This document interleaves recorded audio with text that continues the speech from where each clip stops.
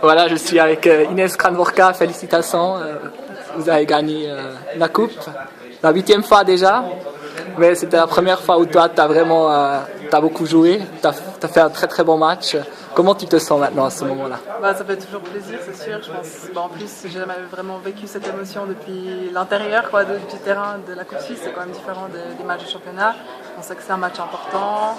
Et puis, voilà, faut tout donner sur un match. Et puis, c'est beaucoup d'émotions, quoi.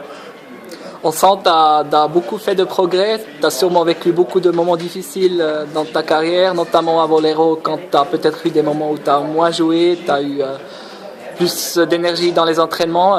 Comment maintenant tu vois ta progression personnellement? C'est vrai que là, ça fait plaisir d'être sur le terrain. Et puis, ça n'a pas toujours été facile, mais en même temps, je pense qu'il faut passer par là si on veut progresser. On ne peut pas toujours être dans le 6 de base directement. Donc, je pense que c'est aussi un chemin intéressant que de devoir vraiment tout donner pour mériter, entre guillemets, peut-être sa place. Et puis, de pouvoir jouer et s'entraîner avec des filles comme on a à Bolero, donc d'un très haut niveau, et puis plus la structure des entraînements, etc. Ça favorise la progression, je pense. Qu'est-ce qui t'a aidé dans ces moments difficiles?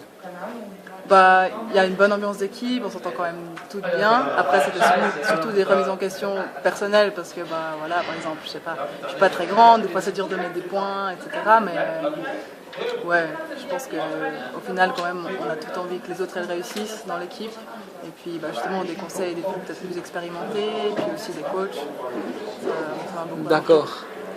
Vous commencez déjà la finale mercredi contre Schaffhouse. Il vous reste un petit peu de temps pour faire la fête? Oui, quand même, je pense qu'on va profiter, parce que c'était quand même, la Coupe Suisse, c'est quand même un gros événement, donc on va quand même se permettre. Ce soir, et puis après, vous allez commencer à vous préparer pour Schaffhouse. Comment vois-tu la situation avant la finale? Schaffhouse, on a quand même pas mal joué cette saison, donc du coup je pense qu'on les connaît bien, ils nous connaissent bien aussi, donc on va continuer à travailler, puis peut-être un peu se reposer aussi, donc à travailler en connaissant cette équipe, en préparant tactiquement, et puis en se préparant nous-mêmes physiquement. D'accord.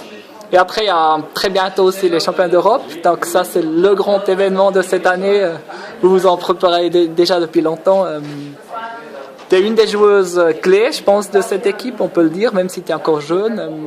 Il n'y en a pas beaucoup de joueuses suisses qui ont vraiment maintenant un rôle important dans ces équipes en Suisse. Comment vois-tu la chance de la Suisse pour ces championnats d'Europe?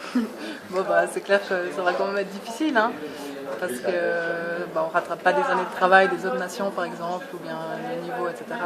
C'est dur d'atteindre ça en 3 ans.